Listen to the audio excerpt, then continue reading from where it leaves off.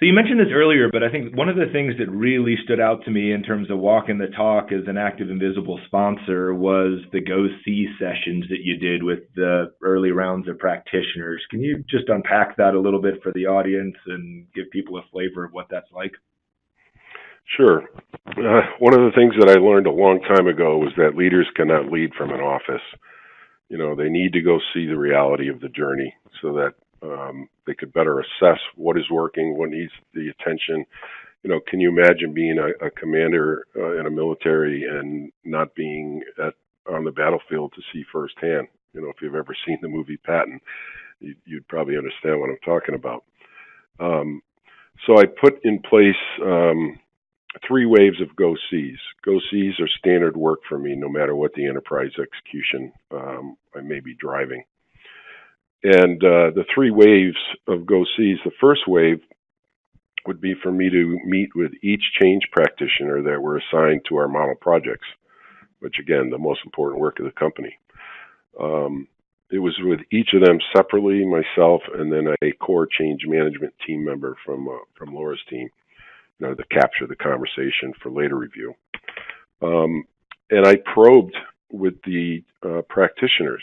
Tell me what you're having the biggest challenges with. What is your relationship with the executive sponsor? And in some cases, this work had a lead sponsor and an executive sponsor. So I may be asking them, what's your biggest challenge with the lead sponsor for this project? What's your biggest challenge with the executive sponsor? How well are you integrating with the project manager to make sure all the change work is as important in the work stream as anything else? And I learned a tremendous amount. I learned that there was, let's just say, change managers didn't know they could be more deliberate than they thought they could be. And I don't know what stigma goes with people and executives, but I told them, if you came to me and said, Bryan, you're not doing your job, I would thank you as an executive sponsor. And so I use those sessions to promote the concept of courage. Many people walk to the doorstep, but don't walk through the door. And it tends to be the moment of, what do I have courage or don't I? And if they understand that their role is so critical because it's the most critical work of the company, and they can't build that relationship with the executive sponsor to have that open, frank discussion, we lose a tremendous amount of opportunity. We lose the opportunity to keep the executive sponsor engaged to the degree that they need to be. So in that first wave, I spent my time with all of the change practitioners, change managers, to ensure that they understood. And I coached some of them. I can remember, we have one executive who's he's a high energy person, and I was coaching the practitioner to say, hey, when you go in, I'll call him Jerry because I don't want to use real names. The executive, Jerry, I says, when you go in, he's a high energy guy. Just say, hey, Jerry, this stuff is phenomenal, and here's how you could really be engaged. And so you got to know your executive, and if you don't, then come see other executives that can tell you about that executive, because all that's opportunity lost if you can't make that connection.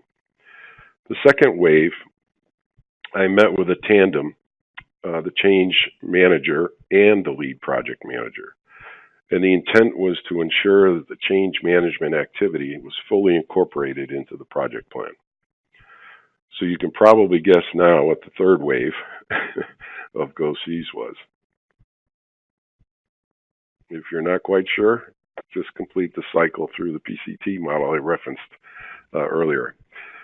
The third wave of Go Sees was with the lead executive sponsor, the lead project sponsor, if applicable, and then the change manager. And the purpose was to ensure the level of engagement of the sponsors, and they were asked to talk through their role.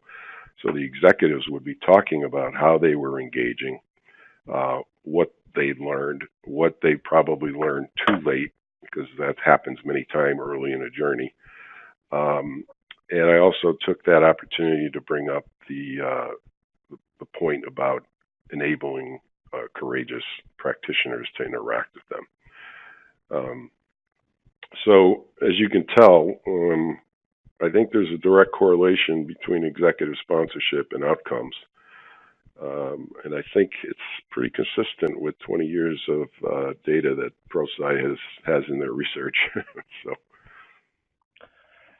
Yeah, well, there's a big difference between knowing about it and doing it, and you were really someone who walks the talk. I loved your message around courage with the practitioners, and I remember we were doing some coaching in the early days, how nervous people got to say, "Oh no, Bryan's coming around," and really going to take interest and look at this, and so it made them take the work so much more seriously.